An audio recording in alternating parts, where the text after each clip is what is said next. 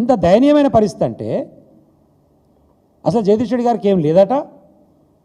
అప్పుడు గంజికే లేకుండా ఇప్పుడు బెంచ్ తిరుగుతుంది. రెండు తప్పే, ఎందుకంటే ఈయనకు బెంచ్ కూడా లేదు జగదీష్ రెడ్డికి, అది కూడా తప్పే. పక్కనే ఉండే మరి పక్క పంటి 10 కిలోమీటర్లే నీ మీటింగ్ కానించి, మరి పోయి చూసేస్తే అర్థమవుతుండే కదా ఆయనకు ఉన్నటువంటి భూములు ఏందో, ఆయనకు ఉన్నటువంటి గడేందో. ఆ ఊరు మొత్తంలో ఆయన ఇల్లే పెద్దగా ఉందని చెప్పేసి ఆయన ఇంట్లోనే ఎస్సీ హాస్టల్ నడిపించేది. ఎస్సీ హాస్టల్ ఆయన ఇంట్లో నడిపించేది. అది సమితి ఉంటుండే నాగారం గతంలో.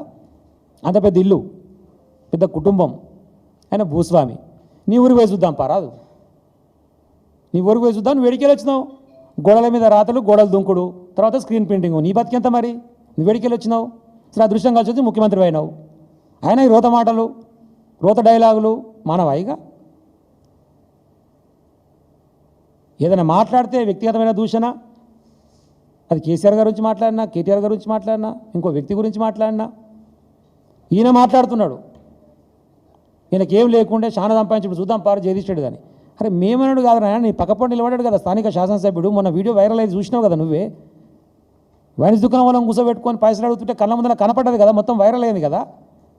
వాని పక్కపడి నిలబెట్టుకొని ఈయన వీడియో వైరల్ అయింది, ఈయన వీడియో వైరల్ అయింది. ఈడు దొంగే కదా.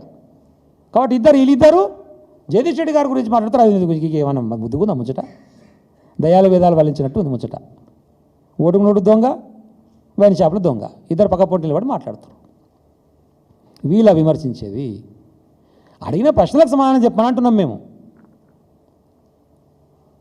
మా నియోజకవర్గాల్లో జరిగినటువంటి అభివృద్ధి విషయంలో కానీ, మా జిల్లాలో జరిగినటువంటి అభివృద్ధి విషయంలో కానీ, కేసీఆర్ గారు తెలంగాణ వ్యాప్తంగా చేసినటువంటి అభివృద్ధి విషయంలో కానీ మాట్లాడదామంటే మొన్న సవాల్ విసిరిండు. మరి రావే నాయన అని చెప్పేసి కేటీఆర్ గారు వస్తే క్లబ్లకు పబ్లకు రాను అని చెప్పి డైలాగ్ చెప్పికిండు. వీని జీవితం స్టార్ట్ అయింది క్లబ్లతో పబ్లతో. అన్ని క్లబ్ల మెంబర్షిప్ ఉన్నది. జూబ్లీస్ క్లబ్కు సంబంధించినటువంటి బతికే కదా, నీ బతికే అడిగేలు స్టార్ట్ అయింది కదా. జూబ్లీస్ సొసైటీలో ఆ ప్లాట్ తీసుకొని మిగతా ప్లాట్ ఉండాల్సిన బ్లాక్మెయిల్ చేసి చూస్తూనే కదా నీ దందా స్టార్ట్ అయింది. నువ్వు క్లబ్ల గురించి పబ్ల గురించి, నేను రాను క్లబ్లకు పబ్లకు అని మాట్లాడతాడు ఈయన శుద్ధపూసట. ఈయన మాట్లాడతాడు. పారిపోయిండు. మళ్ళీ కొత్త సవాలు, నాగార్జున సాగర్ డ్యామ్ మీదకి వస్తారా సవాల్ విసురుతున్నా చర్చిద్దామట. మళ్ళీ నాగార్జున సాగర్కి మారింది వెన్యూ. ఏడికి పోదామని చెప్పి మరి ఏడైనా మాట్లాడదాం.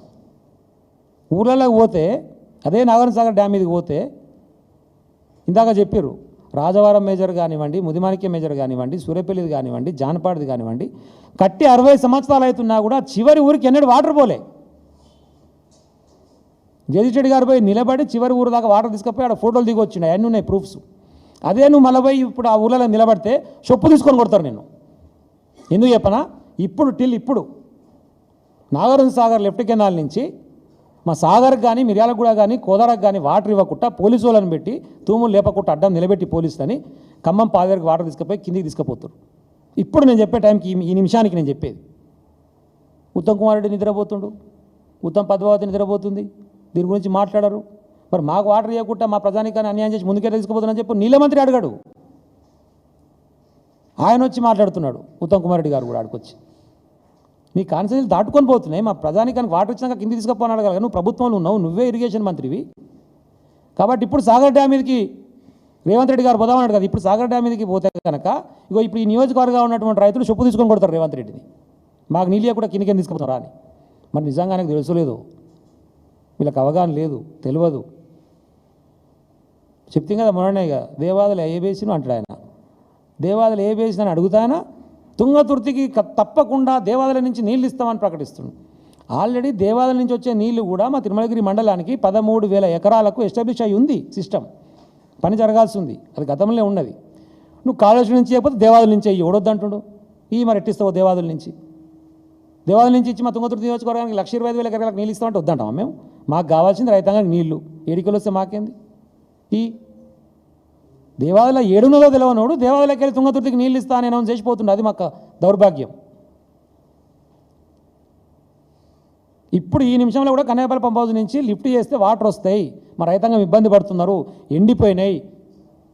5 ఎకరాలు ఉన్నోడు ఎకరం పెట్టుకొని నీళ్ళ బిందెలతో తడుపుకునే ప్రయత్నం చేస్తున్నాం. కాపాడుకుందాం జరనన్న మా తిండి గింజల కన్నా అని చెప్పేసి ప్రయత్నం చేస్తారు ఆడి మనుషులు. ఆ దౌర్భాగ్యం నుంచి బయటపడాలంటే అవకాశం ఉన్నప్పుడు నీళ్ళు ఇవ్వండి. ఒక మేడిగడ దగ్గర ఉన్నటువంటి ఒక చిన్న కుంగిపోయిన దాన్ని చూపించి సాకుగా ఆడ ఉన్నటువంటి ఇచ్చే ప్రయత్నమో లేకపోతే చంద్రబాబుకు హారతిచ్చే ప్రయత్నమో కిందకి నీళ్ళు పెట్టి ఇటువంటిది బంద్ చేయండి. Sundilla, Annaram, Yellampalli, Nandimedaram, Gayatri pump house, Lakshmi pump house, Mid Manair, lower Manair, Mailaram project, Bayyannavagu దాటుకొని తుంగతుర్తి నియోజకవర్గం నీళ్ళు వస్తాయి ఒక్క స్విచ్ ఆన్ చేస్తే. ఎందుకు ఇస్తలేవు? ఎందుకు ఇంత కక్ష? చెప్పరు దాని గురించి.